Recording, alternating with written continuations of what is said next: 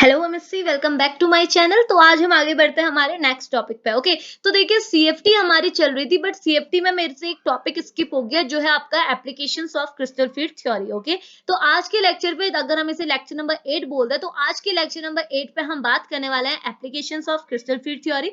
तो देखिए ना, इससे पहले जो मैं आपको 7 लेक्चर क्रिस्टल फील्ड थ्योरी के ऑलरेडी पढ़ा चुकी हूँ, वहां भी मैंने कहीं ना कहीं आपको एप्लीकेशंस बताई हुई थी। जैसे आपको पता है, जब हमने crystal field splitting energy of मतलब consequences of crystal field splitting energy पर लेक्चर बनाया था, वहां भी मैंने आपको बहुत सारी एप्लीकेशंस बताई थी। ओके, बट अगर आपके सिलेबस पे ये टॉपिक सेपरेटली दिया हुआ है, तो हम इसे सेपरेट भी डिस्कस करेंगे। तो आज के लेक्चर पे हम सारी एप्लीकेशंस डिस्कस करेंगे जो आपके सीएफटी के अंदर आती है।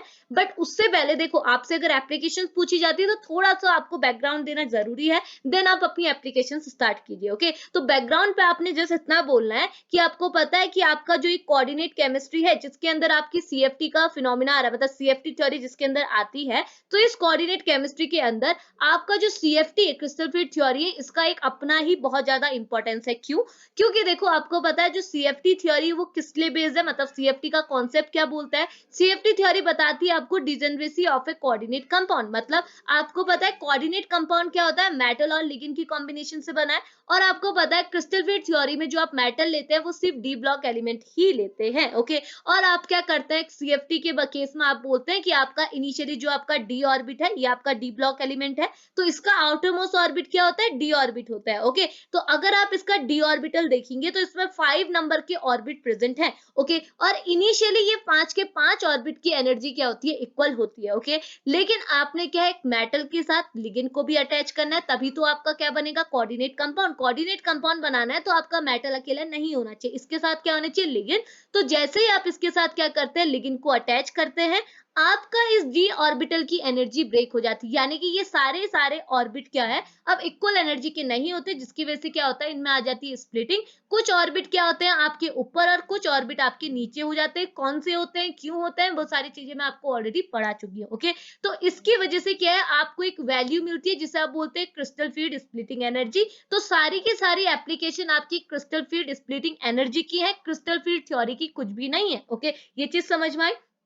क्रिस्टल फील्ड थ्योरी की अपनी एप्लीकेशन नहीं है। क्रिस्टल फील्ड थ्योरी से आपका कॉन्सेप्ट आता है क्रिस्टल फील्ड स्प्लिटिंग एनर्जी, और इसकी एप्लीकेशंस होती है, क्रिस्टल फील्ड थ्योरी की एप्लीकेशंस नहीं होती है। ओके, तो आपने ये चीज बतानी है। और आपकी एप्लीकेशंस क्या है, एप्लीकेशंस ये है कि क्रिस्टल फील्ड स्प्लिटिंग एनर्जी की अगर आपको वैल्यू पता है किसी भी कोऑर्डिनेट कॉम्प्लेक्स की। ओके, तो अगर मैं आपको कोई भी कॉम्प्लेक्स दे दूं, सपोज मेटल है, मेटल के साथ लिगेंड ये अटैच है, मेटल है, मेटल के साथ लिगेंड क्या है, यहाँ पर को क्या कोई दूसरा मेटल दे देती हूँ, मेटल क्या है, मेटल 2 है, लिगेंड आपके क्या है, लिगेंड अटैच है। तो इस केस में क्या होगा, अगर आपको इन दोनों मेटल की क्रिस्टल फील्ड स्प्लिटिंग एनर्जी की वैल्यू पता होगी, तो आप इन दोनों के सारे फीचर्स कैलकुलेट कर सकते हैं। जैसे आप इनका कलर प्रिडिक्ट कर सकते हैं। ओके, सिमिलरली देखो, अब आपको कलर पता हो जाएगा, तो आप क्या करेगा, अगर आपको इन मॉलिक्यूल के पिगमेंट पता है, तो आपको क्या है, टेक्सटाइल इंडस्ट्री में आपके और आगे अगर आप ऑर्गेनिक केमिस्ट्री में स्पेशलाइजेशन करेंगे, तो आपको बहुत सारी चीजें पढ़ने को मिलेंगी। ओके, तो वहां क्या होता है, इन सब का बहुत ज्यादा इंपॉर्टेंस होता है। ओके, सिमिलरली क्या है, अगर आपको किसी भी मॉलिक्यूल का स्ट्रक्चर डिटेक्ट करना है, तो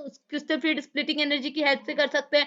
और इनका क्या है, मैग्नेटिक बिहेवियर, मैग्नेटिक मूवमेंट क्या है, वो चेक करना है, तो आप क्रिस्टल फील्ड स्प्लिटिंग एनर्जी की हेल्प से कर सकते हैं। तो बहुत सारी चीजें, और साथ ही साथ स्टेबिलिटी, स्टेबिलिटी तो सबसे बड़ा फैक्टर है कि आपको अगर किसी भी दो मेटल कॉम्प्लेक्स, सॉरी, किसी भी दो कोऑर्डिनेट कॉम्प्लेक्स की crystal field splitting energy value पता हो, तो उस केस में आप इन दोनों की स्टेबिलिटी भी कैलकुलेट कर सकते हैं। ओके, तो ये सारी की सारी होती है एप्लीकेशन। तो इन सारी एप्लीकेशंस को आज के लेक्चर पे हमने करना है डिस्कस। ओके, तो स्टार्ट करें सिंपली। तो देखिए, पहली एप्लीकेशन जो हम बताने वाले हैं, वो है आपकी स्टेबिलिटी ऑफ अ कॉम्प्लेक्स। यानी कि सीएफटी की थ्योरी की हेल्प से आपने क्या किया, क्रिस्टल फील्ड स्प्लिटिंग एनर्जी निकाली। और अगर आपको किसी कोऑर्डिनेट कंपाउंड की CF crystal field splitting energy की वैल्यू नोन है, तो आप उनकी क्या स्टेबिलिटी भी कैलकुलेट कर सकते हैं। ओके, तो ये क्या बोल रहा है, इसने एक ट्रिक की हेल्प से आपको बोला, ये बोल रहा है कि देखो, ये तो वही चीज है, अकॉर्डिंग टू सीएफटी अगर आपके पास क्या होगा, किसी भी कोऑर्डिनेट कॉम्प्लेक्स की क्रिस्टल फील्ड स्प्लिटिंग एनर्जी ज्यादा होगी, तो वो मॉलिक्यूल की स्टेबिलिटी भी क्या होगी, उतनी ही ज्यादा होगी। यानी कि क्रिस्टल फील्ड स्प्लिटिंग एनर्जी जो है, वो आपकी स्टेबिलिटी की डायरेक्टली प्रोपोर्शनल है। जितनी ज्यादा आपकी स्टेबिलिटी, सॉरी, स्टेबिलिटी का पता कैसे चलेगा, जितनी ज्यादा आपकी क्या है क्रिस्टल फील्ड स्प्लिटिंग एनर्जी, उतना ही कॉम्प्लेक्स आपका स्टेबल। सिंपल सी बात है। बट अगर आपको नंबर ऑफ कॉम्प्लेक्स दे दिए जाए, जैसे मैंने यहाँ पर लिखा है, पीटी का कॉम्प्लेक्स है, अमोनिया एज अ लिगेंड है, यहाँ पीडी का कॉम्प्लेक्स है, अमोनिया एज अ लिगेंड है, यहाँ एनआई का कॉम्प्लेक्स और अमोनिया एज अ लिगेंड है। ओके, तो यहाँ देखिए आपके जो लिगेंड है अमोनिया, जो कि एक टाइप के वीक लिगेंड है, वो आपके सेम है तीनों केसेस पे। ओके, और तीनों आपका ऑक्टाहेड्रल कॉम्प्लेक्स है। ओके, लेकिन वरी क्या कर रहा है, इनका मेटल कर रहा है। ओके, अगर मैं ये तीनों दे दूं और आपसे पूछूं कि बताइए इनमें से स्टेबल कौन है, आपने ये एरो नहीं देख रहे हैं। ओके, अभी आप जस्ट बताइए कौन से स्टेबल है, तो आपको पता कैसे चलेगा? आप बोलेंगे कि हमने तो क्रिस्टल फील्ड स्प्लिटिंग एनर्जी निकालनी पड़ेगी, तब अगर जिसकी क्रिस्टल फील्ड स्प्लिटिंग एनर्जी ज्यादा, भाई उसी को आप स्टेबल कहेंगे। ओके, बट देखिए यहाँ पर कुछ ट्रिक्स भी अप्लाई की जाती है, क्योंकि हर कॉम्प्लेक्स के लिए क्रिस्टल फील्ड स्प्लिटिंग एनर्जी निकालो मतलब आपने क्या है वो वैल्यू रखनी पड़ेगी। निकालना भी सिंपल है वैल्यू भी, बट सिंपली। और अगर आपने और इजी करना है तो आपको क्या करना होगा, ये बोल रहा है कि जनरली ऐसा देखा जाता है, आपको पता है डी ब्लॉक एलिमेंट में आपके अलग अलग पीरियड होते हैं। ओके, पहले पीरियड को आप 3D पीरियड बोलते हैं, दूसरे को बोलते हैं 4D और लास्ट वाले को बोलते हैं 5D पीरियड। ओके, आप इनिशियली 3 पीरियड की बात करते हैं। ओके, स्टार्टिंग के जो 3 होते हैं। ओके, तो ये बोल रहा है कि जनरली ऐसा देखा जाता है, जो आपका 5D कॉम्प्लेक्स है ना, 5D कॉम्प्लेक्स आप किसे कहेंगे, वो वाले एलिमेंट जो आपकी थर्ड नंबर की सीरीज में प्रेजेंट होते हैं। ओके, जो आपके क्या होते हैं, ये पीटी वाले होते हैं, प्लेटिनम वाले। ओके, तो आपके जो थर्ड नंबर की सीरीज में प्रेजेंट होंगे इन्हें आप बोलते हैं 5D, और आपके जो सेकंड सीरीज में प्रेजेंट होंगी इन्हें आप बोलते हैं 4D, और जो आपके फर्स्ट सीरीज में प्रेजेंट होते हैं उन्हें आप बोलते हैं 3D। ओके, तो ये बोल रहा है कि जनरली ऐसा देखा जाता है, जो ये 5D कॉम्प्लेक्स होता है ना, ऐसे कॉम्प्लेक्स जिसमें जो आपका मेटल होगा वो आपका 5D सीरीज से बिलोंग करेगा। ओके, वो कॉम्प्लेक्स आपके ज्यादा क्रिस्टल फील्ड स्प्लिटिंग एनर्जी दिखाते हैं। ओके, और अगर ये क्रिस्टल फील्ड स्प्लिटिंग एनर्जी दिखाएंगे तो ऑब्वियस सी बात है क्या होगी, इनकी स्टेबिलिटी तो ज्यादा होगी। तो आप ऐसे माइंड पर चीजों को रख सकते हैं। आपको पता है पीरियोडिक टेबल पे एलिमेंट्स कहाँ एग्जिस्ट करते हैं, ये तो आप देख सकते हैं।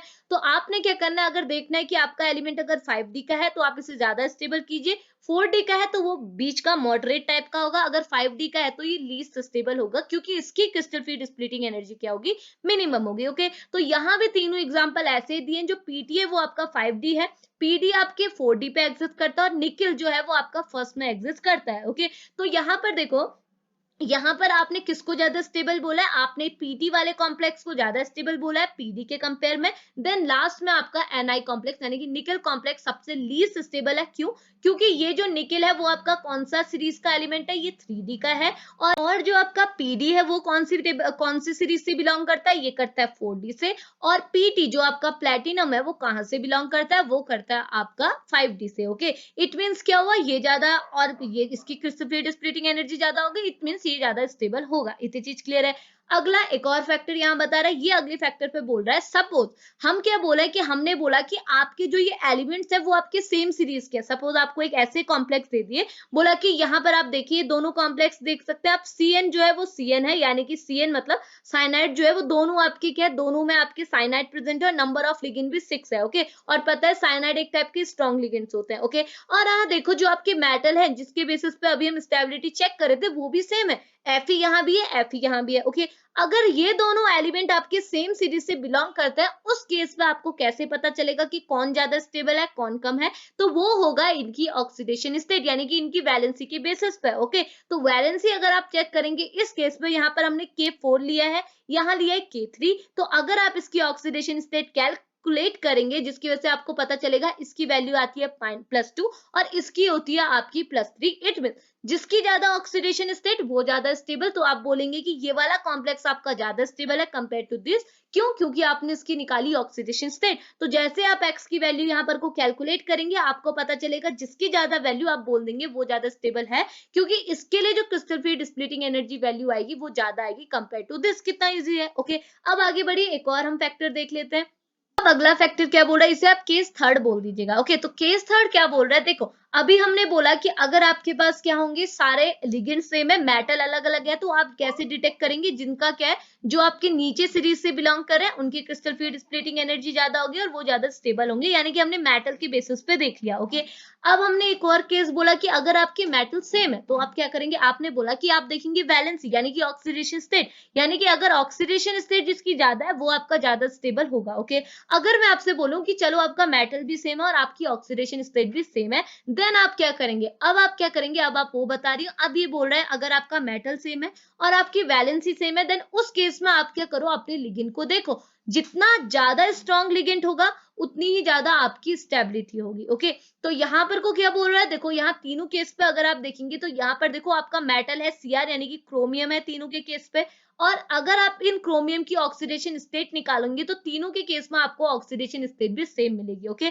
अब इनकी अब क्या देखेंगे, लिगेंड देखेंगे। तो अगर आपने इनके लिगेंड देखे तो आपको पता है En क्या है, एक टाइप का बाइडेंटल लिगेंड है, बाइडेंटल कहो ही डाइडेंटल करो सेम चीज है। ओके, दूसरा है आपका साइनाइड और पहला है आपका कार्बन मोनोऑक्साइड। और आपको पता है CO आपका सबसे ज्यादा स्टेबल लिगेंड होता है, यानी कि सबसे स्ट्रॉन्ग लिगेंड होता है। ओके, तो CO सबसे ज्यादा स्ट्रॉन्ग है, इट मींस इसकी क्रिस्टल फील्ड स्प्लिटिंग एनर्जी क्या होगी, सबसे ज्यादा होगी, यानी कि सबसे ज्यादा स्टेबल कॉम्प्लेक्स ये, देन ये, और सबसे लीस्ट स्टेबल ये। इतनी चीज क्लियर है। अब अगला फैक्टर क्या बोल रहा है, लास्ट फैक्टर है ये आपका स्टेबिलिटी का, जो ये बोल रहा है कि अगर आपके पास क्या है, सेम डी सीरीज है, यानी कि आपकी मेटल सेम है, आपकी वैलेंसी सेम है, और अगर आपकी लिगेंड भी सेम है, तो उस केस में क्या करोगे, यानी कि अब ये बोल रहा है ये केस ये केस ये केस, तीनों केस अगर आपके सेम है, तो अब आप क्या करेंगे, ये बोल रहा है कि अब आप अपने मेटल को देखो, मेटल कौन सा, जो आपका ये बाहर होते हैं, काउंटर आयन जिसे आप बोलते हैं, ये क्या है आपके सिस्टम से बाहर होते हैं काउंटर में। ओके, तो ये होते हैं आपके काउंटर आयन, जैसे यहाँ CO है कोबाल्ट, और यहाँ पर है आपका निकल। ओके, तो ये बोल रहा है कि अगर आपके मेटल का जितना छोटा साइज होगा, यानी कि जो आपके कैटायंस होते हैं, ओके,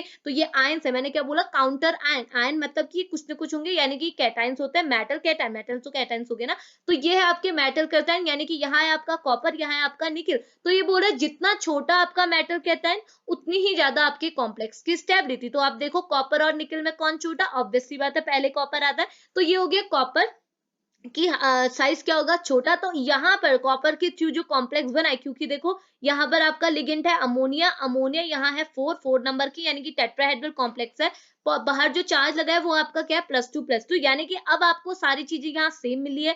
आपका जो डिफरेंस है वो आपका काउंटर आयन, यानी कि मेटल कैटायन के बेसिस पे होगा। अगर मेटल कैटायन एक दूसरे से अलग है तो आपने वो देखना है, वो मेटल कैटायन जिनकी क्या है साइज छोटा है, वो आपको वो कॉम्प्लेक्स क्या होगा, क्रिस्टल फील्ड स्प्लिटिंग एनर्जी ज्यादा शो करेंगे, और उन कॉम्प्लेक्स को आप ज्यादा स्टेबल कंसीडर करेंगे। इतनी चीज क्लियर है। तो स्टेबिलिटी के बेसिस पे आपने तीनों को चारों पॉइंट्स को माइंड में रखना है, और किसी के बेसिस पे भी अगर आपसे डायरेक्टली क्वेश्चन भी पूछा जाता है तो आप इसे आसानी से सॉल्व कर सकते हैं। इतनी चीज क्लियर है। तो पहला आपका एप्लीकेशन CFT का ये हो गया, CFT का नहीं, क्रिस्टल फील्ड स्प्लिटिंग एनर्जी का ये हो गया कि आप क्रिस्टल फील्ड स्प्लिटिंग एनर्जी की हेल्प से प्रिडिक्ट कर सकते हैं कि कौन सा कॉम्प्लेक्स आपका ज्यादा स्टेबल है और कौन सा कॉम्प्लेक्स आपका लीस्ट स्टेबल है। ओके, अब अगला करते हैं। अब आपकी दूसरी एप्लीकेशन क्या है, वो है आपका कलर ऑफ ए कॉम्प्लेक्स, यानी कि अगर आप देखेंगे आपका देखो जनरली क्या आपके ट्रांजिशन मैटर कॉम्प्लेक्स जो है वो हमेशा कलर शो करते हैं, बहुत रेयर केस होंगे जो आपके ऐसे व्हाइट होंगे, ब्लैक होंगे, वरना जनरली आपके कोऑर्डिनेट कॉम्प्लेक्स हमेशा एक कलर शो करते हैं। ओके, बट ये चीज माइंड में रखिएगा कि आपका जो कॉम्प्लेक्स है वो किससे बनता है, मेटल और लिगेंड से,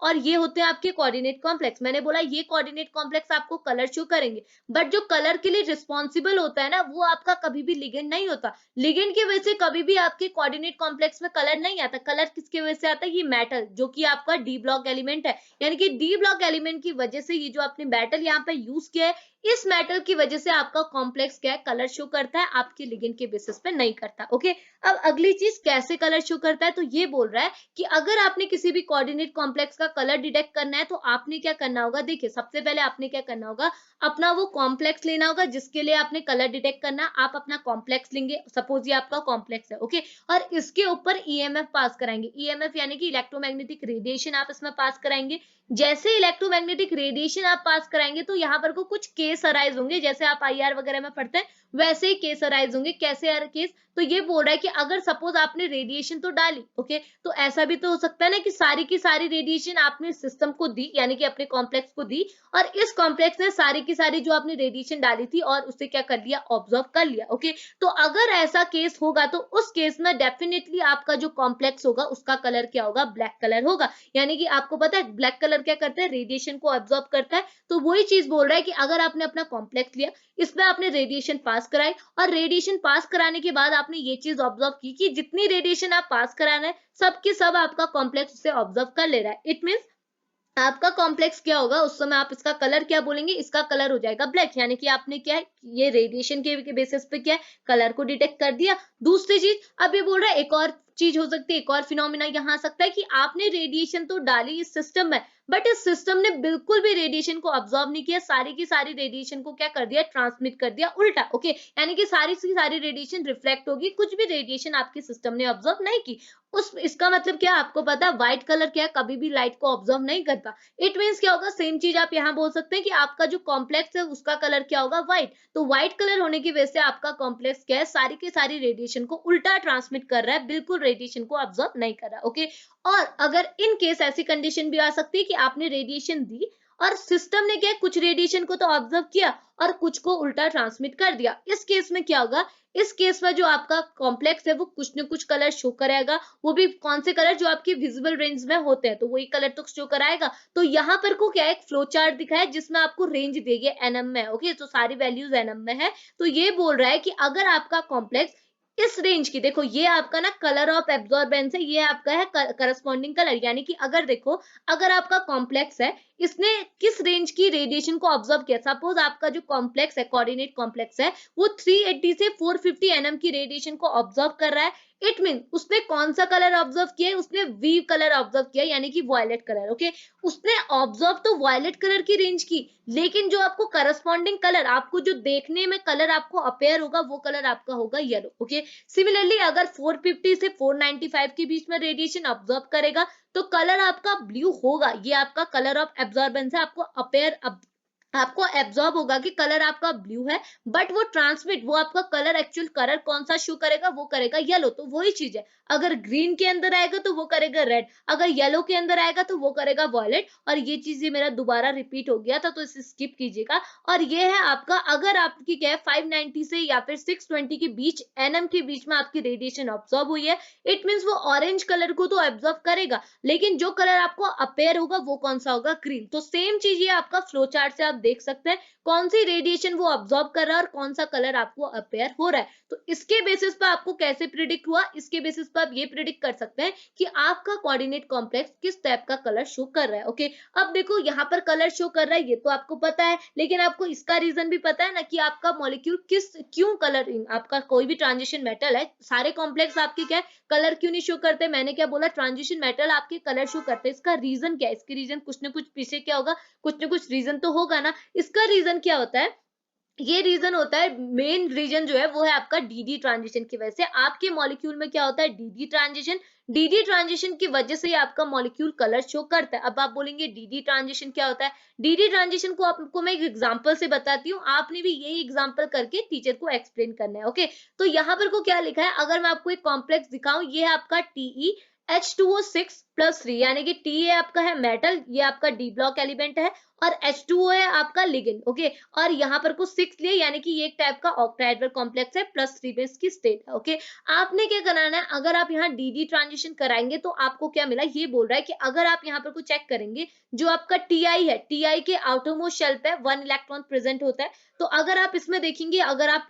इसका क्या होगा, इनिशियली सारे ऑर्बिट क्या होंगे, डिजनरेटेड होंगे, सबकी एनर्जी बराबर। लेकिन क्या होगा, जैसे इसके साथ लिगेंड आएंगे, कौन से लिगेंड, वीक फील्ड लिगेंड, जैसे आपके वाटर। ओके, तो वाटर आए तो आपको पता है आपका जो आपका डी ऑर्बिटल है वो स्प्लिट होगा, और स्प्लिट होगा तो ऑक्टाहेड्रल के केस पे ईजी साइड ऊपर जाता है और T2G साइड नीचे जाता है। ये चीज आप ऑलरेडी पढ़ चुके हैं। ओके, अब देखो यहाँ पे क्या होगा, देखो ये तो आपका हो गया मेटल कॉम्प्लेक्स। ओके, ये है आपका कॉम्प्लेक्स। ओके, अब आप क्या कराएंगे, जैसे इसमें आईआर रेडिएशन बोल रही हूँ, जैसे आप इसमें रेडिएशन पास कराएंगे, इलेक्ट्रोमैग्नेटिक रेडिएशन, तो क्या होगा, विजिबल रेंज के अंदर जो रीजन होता है, जैसे यहाँ पर बोल रहा है कि ये जो मॉलिक्यूल है, ये जो रेंज ऑब्जॉर्ब करता है, यानी कि ये क्या करता है, 5000 एंगस्ट्रॉम की रेडिएशन को एब्जॉर्ब करता है। ओके, तो जैसे ये इस रेडिएशन को एब्जॉर्ब करेगा, तो यहाँ पे क्या होगा, जो इलेक्ट्रॉन आपका क्या है, ये डी ऑर्बिट में, ये अभी आपका डी ऑर्बिट है, ये भी आपका डी ऑर्बिट है, लेकिन ये T2G है, ये इजी है। ओके, तो क्या होगा, जैसे आपको पता हमेशा ये होता है, अगर आपका एक और यहाँ पर कोई एक ऑर्बिट है, यहाँ पर आपके इलेक्ट्रॉन्स है। ओके,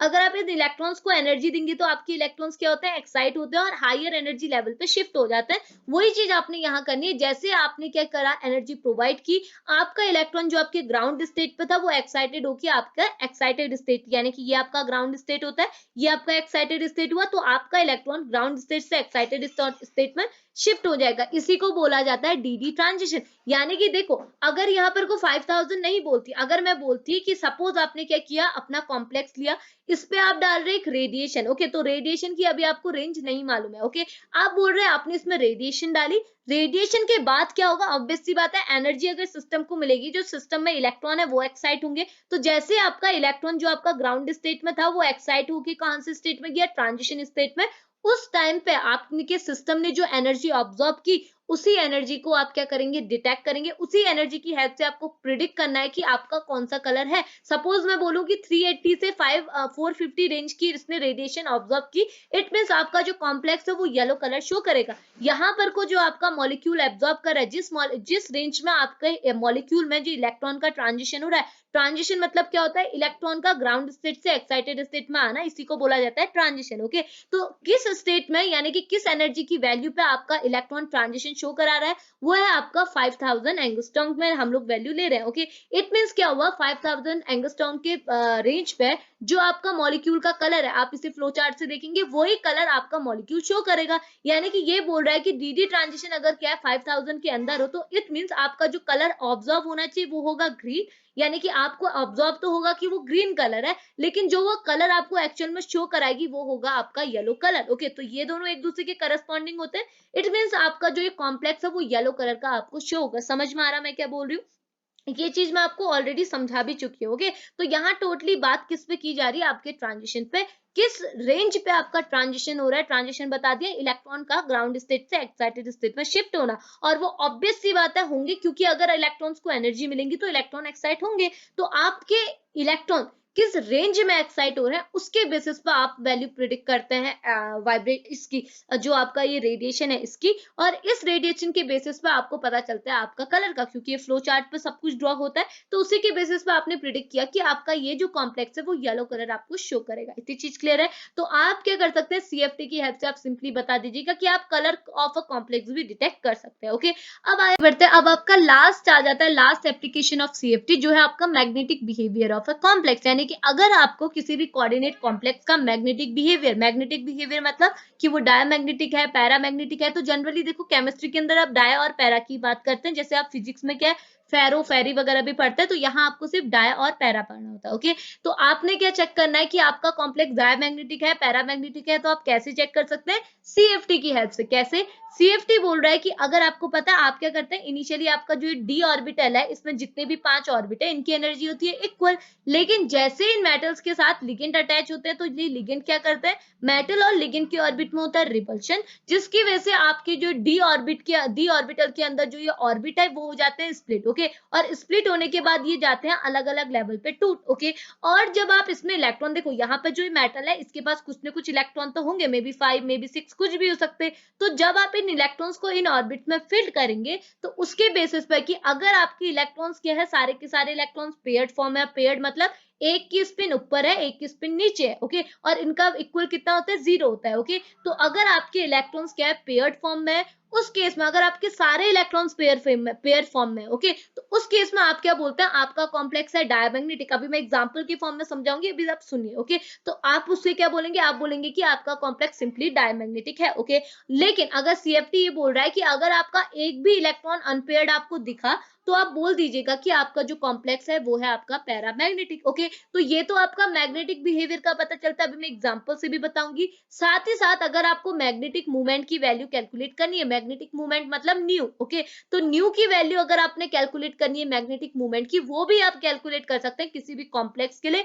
जिसका फॉर्मूला यहाँ गिवन है, जो है आपका न्यू इज इक्वल टू, यहाँ पर लगा हुआ है रूट, अंदर लिखा हुआ है n+2, यहाँ पर n क्या है वो आपको पता चल जाएगा, तो चीजें आप कैलकुलेट कर सकते हैं। n है आपका नंबर ऑफ इलेक्ट्रॉन, जो कि जनरली 1 2 ऐसा ही होता है, बहुत बड़ा नंबर तो हो ही नहीं सकता, 1 2 3 ऐसे नंबर्स होते हैं, तो यहाँ आप वैल्यू पुट करेंगे, रूट लगा है, रूट को आप निकालेंगे, तो आपको आपकी न्यू की वैल्यू जनरली ये आपको पॉइंट में ही मिलेंगी, ये वैल्यू मिल जाएगी जो कि न्यू होती है आपकी मैग्नेटिक मूवमेंट, ओके। तो इतनी चीज क्लियर है। अब मैं आपको एग्जांपल से चीजों को क्लियर कराती हूँ, और ओके, तो ये बोल रहा है कि देखिए यहाँ पर आपके पास दो कॉम्प्लेक्स है, मैं कोई दूसरी इंक ले लेती हूँ, ये देखिए, ओके।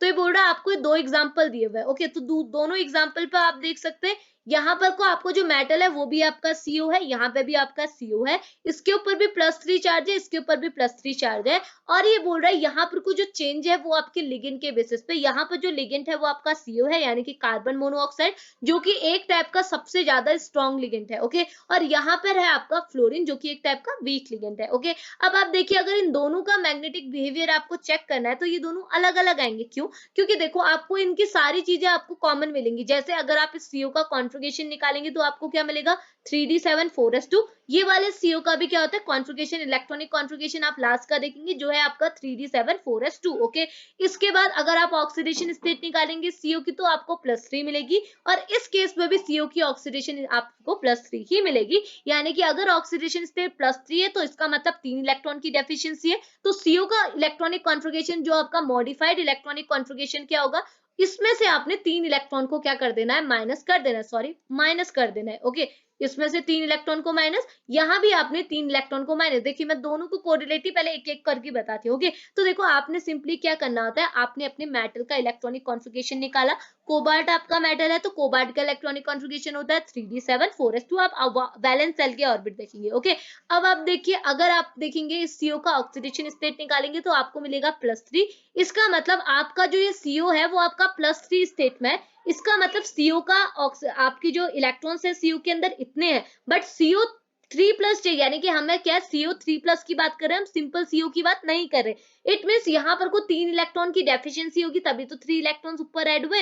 अगर ये -3 होता इसका मतलब क्या है, इसके बाद 3 बाहर से एडिशन ऑफ इलेक्ट्रॉन्स और है, लेकिन +3 है मतलब इसके 3 इलेक्ट्रॉन चले गए कहीं और। ओके, इसका मतलब अब आपका जो मॉडिफाइड इलेक्ट्रॉनिक कॉन्फ़िगरेशन वो क्या होगा, यहाँ पर S में से आप 2 इलेक्ट्रॉन निकालेंगे और D में से 1 इलेक्ट्रॉन, यानी कि D 3d6 बन गया, और D से एक इलेक्ट्रॉन गया तो ये 6 बन गया, और S से तो दोनों इलेक्ट्रॉन गए, तो इसका मतलब आपने यहाँ से 3 इलेक्ट्रॉन को माइनस कर दिया और आपका जो मॉडिफाइड इलेक्ट्रॉनिक कॉन्फ़िगरेशन बना वो आपका बना 3d6। इतनी चीज क्लियर है।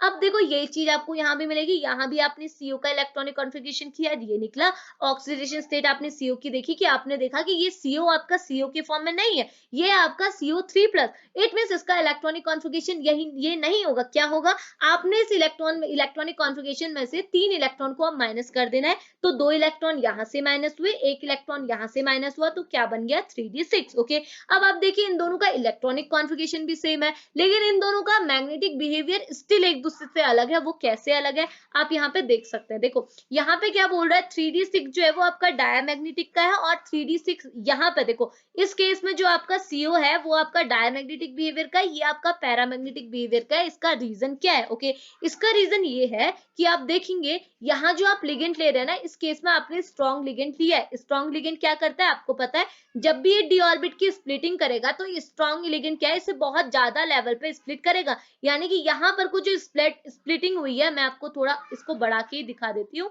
ये आपकी जो स्प्लिटिंग होगी ना वो आपकी बहुत दूर तक होगी, यानी कि ऊपर को होगी, यानी कि दूसरा ऑर्बिट आपके बहुत दूर प्रेजेंट होगा। इन दोनों के बीच में बहुत ज्यादा डिस्टेंस होगा, यानी कि स्ट्रॉन्ग लिगेंड क्या है, बहुत बड़ी स्प्लिटिंग कराता है। ओके, लेकिन वीक लिगेंड जो है वो छोटे स्प्लिटिंग कराता है। स्प्लिट तो हुआ बट बहुत छोटे लेवल पे स्प्लिट हुआ। ओके, अब क्या होगा, देखो स्प्लिटिंग तो आपने देख लिया, अब स्प्लिटिंग के बेसिस पे मैग्नेटिक मूवमेंट कैसे चेंज हुआ। तो देखो जब भी आप इसमें इलेक्ट्रॉन को फिल करेंगे, आपने देखा यहाँ पर कुछ जो आपका CO है इसके आउटर मोस्ट शेल पे यानी कि D ऑर्बिट में 6 इलेक्ट्रॉन है, तो अब आपने 6 इलेक्ट्रॉन को फिल करना है। ओके, तो देखो आपने क्या किया, मैं आपको फिल करके दिखा देती हूँ। इसको हम इरेज कर देते हैं, 1 मिनट।